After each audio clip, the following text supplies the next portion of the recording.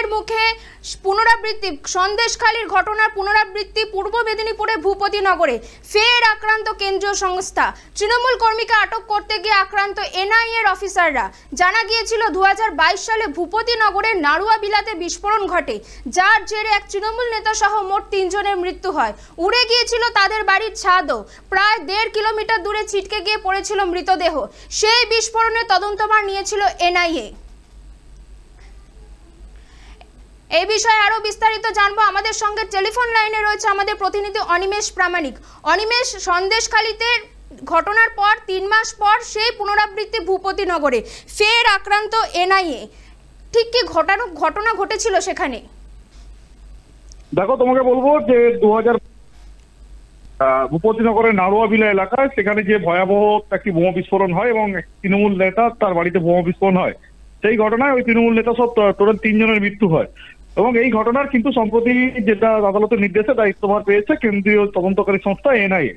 এবং সেই এনআইএ তরফ থেকে যখন তারা গতকাল একটি রেডের পরিকল্পনা করেছিল ভূপতিনগর থানা বেশ কিছু এলাকায়, এবং তাদের যেটা টার্গেট ছিলেন যে এলাকায় একাধিক ব্যক্তিকে যখন নোটিশ করা হয়েছে এনআইএ তরফ থেকে, তারা কিন্তু কেউ সাড়া দেননি এবং এনআইএ দপ্তরে হাজিরা দেননি। এবং যেটা জানা যাচ্ছিল যে 14 জন তৃণমূল নেতা, তাদের নাম কিন্তু এই নোটিশে ছিল এবং তাদেরকে প্রত্যেককে নোটিশ করা হয়েছিল।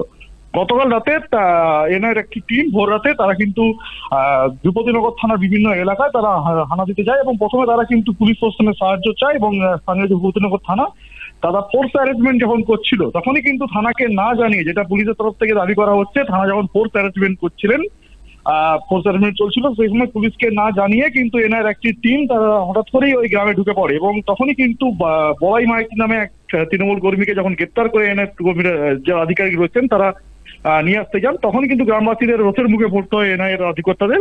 এবং এনআইএর তরফ থেকে যেটা দাবি করা হচ্ছে, তারই মধ্য থেকে কেউ বা কিছু ক্ষিপ্ত গ্রামবাসী তারা কিন্তু এনআইএর গাড়ি লক্ষ্য করে হামলা চালায় এবং গাড়ি ভাঙচুর করা হয়। তাতে এনআইএর যেটা জানা যাচ্ছে, একজন আধিকারিক তিনি সামান্য আহত হয়েছেন এমনটা জানা যাচ্ছে। এবং পরবর্তীতে টোটালি কিন্তু বলাই মাইতি এবং মনোব্রত জানা নামে এই 2 তৃণমূল কর্মী তাদেরকে নিয়ে কলকাতার পথে রওনা দিয়েছে এনআইএ।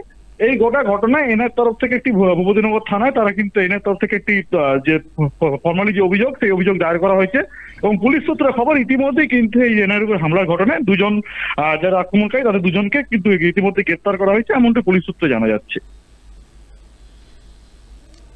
ধন্যবাদ। আমাদের সঙ্গে টেলিফোন লাইনে ছিল আমাদের প্রতিনিধি অনিমেষ প্রামাণিক।